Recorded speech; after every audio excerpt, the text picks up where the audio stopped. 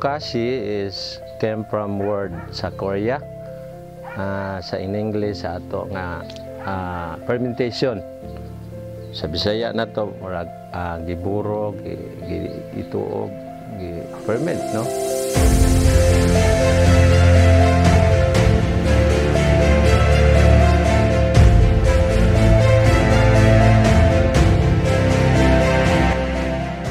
Makita lang sa atong palibot ang mga manures tae sa hayop. Pwede sa alternate ang vermicast kung available, ang tae sa kulabyaw. Pwede sad ang chicken dung if wala na tayo laing available source sa manures. Gipili na ito ang Bokashi tungod kay paspas kayo ang pag-process compare sa ubang mga composting nga moabot og 3 to 6 months.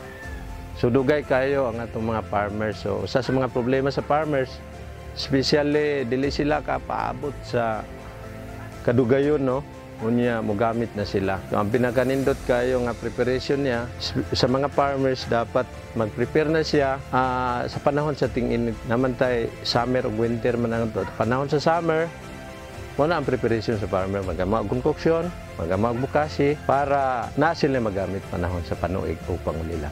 Kining Bokashi before nato ning gi-publish o gi-abot ngadto sa ubang mga mag-uuma, ato una nga gitistingan. So doon na tay makita nga mga tanom nga pinaagi sa Bokashi nilambo og maayo, mibunga og daghan og ang nakanindot kumpiyansa kay ta nga mukaon sa ato ang harvest nga mga bunga tungod kay organic siya. Dili ta mahadlok, no, kay dili siya makahilo.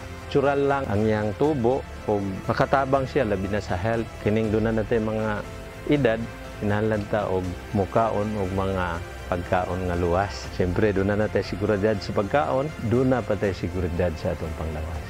Okay, ang kaya sa atong farmers, tungod kay manual man siya, kaya siyang makaproduce og 500 to 1,000 a month bags, no? Ang ato ang sako is matimbang na siya og 40 kilos. Kaya niya maproduce sa atong mga farmers, no? Ang 500 to 1,000 bags a month.